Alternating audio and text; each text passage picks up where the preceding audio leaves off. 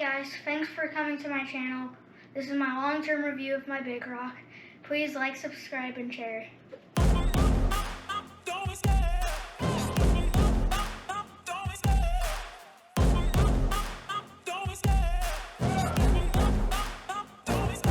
I love the chase and the hunt, and I set the pace when I'm running. I always take what I want and I always give it 100. Don't need a bank, no, I'm funded. Play the game like it's nothing. I'm always thankful for something. Don't take for granted, stay humble. Now wake up! It's time to look at the enemy. Look in the mirror if he is no friend to me. It's Hey guys, this is our Big Rock, and sure we'll keep it completely stock. Completely stock.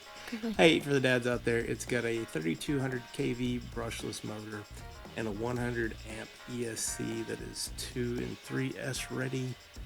One of the things that the Big Rock is kind of an Achilles heel with all the Arrma stuff is the servo.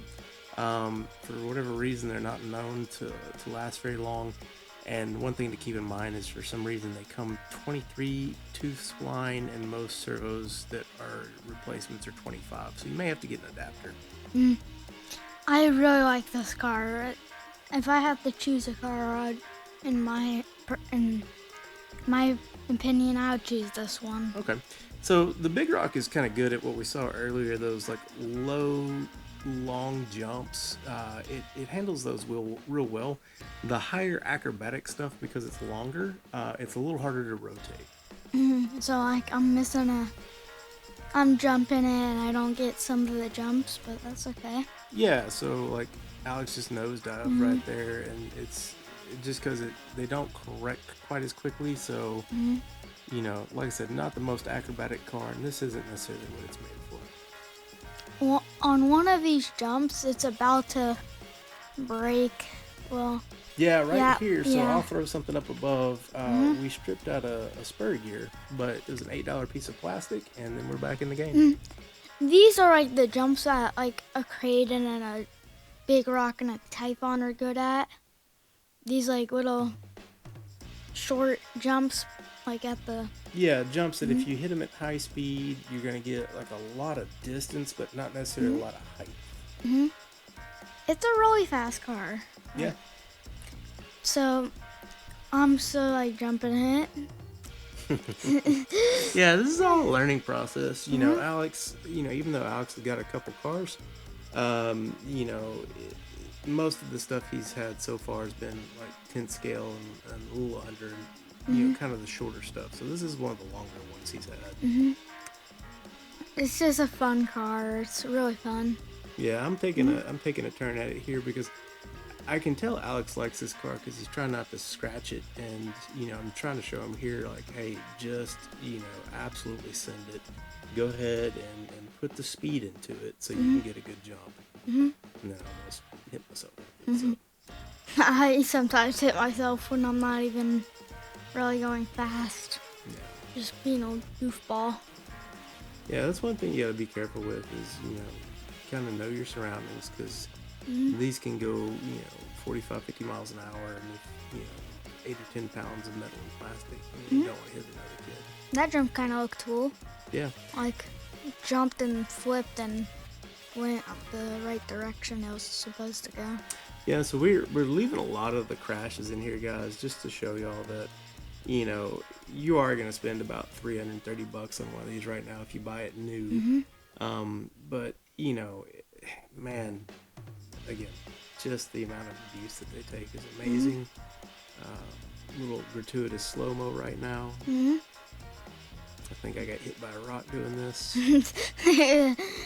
That's a death jump, because if you don't go fast enough, you're gonna hit the curb. Yep. And so, dads, here's where you can teach your kids some stuff. Alex is learning a little bit of geometry and what a 45-degree angle is right now, and how that it'll help you get up the curb if you can hit it at a 45 instead of a 90. So like, it's really easy. There's enough of depth jump. Yep. There's where we're speed running it. Yeah, and this is kind of my fault. Box speed on this advertised, I believe, is 50, and we ran it with the stock 15 tooth pinion. One thing I can tell from watching this is that I had the steering sensitivity set a little too high. And especially as the tires started to balloon, the car really was dancing all over the place. A little hard to control. What was our first speed here, Mr. Alex? 39, that's what I'm guessing. 39. Free. Oh, 39 free. I guess we'll have to do better than that. We did get a 45. 45? Hmm? All right, and so as soon as this car passes, you know, like I said, I really think that we probably could have gotten closer to that actual 50 mark. You know, some of it is how fresh your battery is, you know, how hot it is, how hot the ESC is. Again, if I'd have turned down the sensitivity on the steering, I really think I could have kept it straighter, easier, but... We got... Good camera work, Alex. Finally. 49.5. So, you know, call it 46. That's 4 miles short of the box advertised speed. You see, Alex learned a little geometry lesson. This is the church right out by our house, and I really feel like this is where something like our Creighton or the Big Rock is gonna, you know, do really well. These, you know, longer off-road situations, you know, good sweeping jumps. I think this is really kind of what the Big Rock was made for. There's a couple of good jumps in here. At the intro, there's one where I jump it really good and lands really good. So, you know, Alex just brought it back to kind of inspect it after that tumble that it took. You know, I think in this whole process we bent one of the turnbuckles. That's one of my favorite jumps right there. Alex really nailed that. Like I said, that's what the Big Rock seems to excel, is just those sweeping long distance jumps. It's a really fun car, right? It's fun for me. Like the Prius lineup, they're really strong along with Arrma cars. They're just really strong. Yeah. This is I mean, just the wheelbase allows this to soak up a bunch of nonsense and stay on its wheels. So, you know, Alex has got another one here in a minute where, you know, he just aces a jump. But even when he doesn't, I mean, and like I said, I don't know if it's the wing that we put on it. That was not acing a jump. It's still alive though. You know, I don't know if it's the wing that we put on it or not, but, you know, it does seem to land on its wheels a bunch. And this car is a little bit different. They painted the outside of the shell, and as it scratches, we noticed that it was turning, you know, clear in some spots, so we painted the inside red, and that kind of matches our tie rod ends and turnbuckles and stuff. So I thought that was cool. Like, as we scratch it up, it becomes red. So there's a couple jumps here. There's a tiny one. I don't think we're ever gonna jump on that. Yeah, this one does pretty well. You know, these all have, oh, that's the good jump right there. These all have, you know, some kind of thermal cutoff on them. So, you know, if the ESC or the motor detects that it's too hot, it'll, you know, cut the performance and, you know, give you a chance to let it cool down before it absolutely bakes itself. You know, the Big Rock seems to do pretty good. Our Vortex seemed to overheat a lot, but this one seems to run, you know, pretty long time before it overheats. A lot of people have that problem with the Vortex, like just overheating. Yeah. These cars are just like built really good. Like if we were jumping at Emax, they would probably get destroyed. Yeah. One problem, and this is me right now, I was trying to figure out a place to jump at the Edelweiss Park.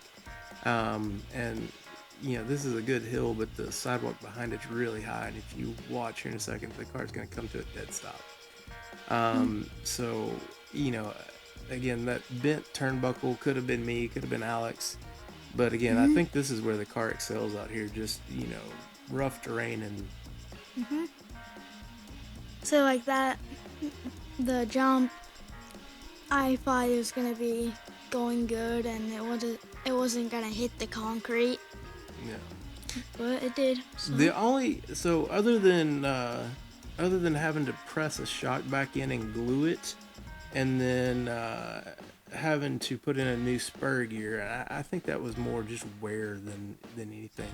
The only thing that I've had go wrong is that the entire tire can fall off with this Arrma 3S lineup, and it's not a big deal.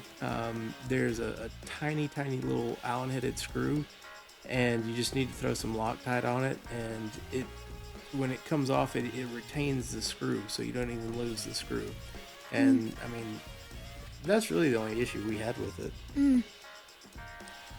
So I'm like trying to drift it. It's like a good mix of a off-road and a drifter. Yeah, a little bit more ground clearance than your Vortex. As of today, we have 56 subscribers. Thank you for all the support. If you know anyone that has kids, please have them subscribe. This is good kid content. Thank you. Bye.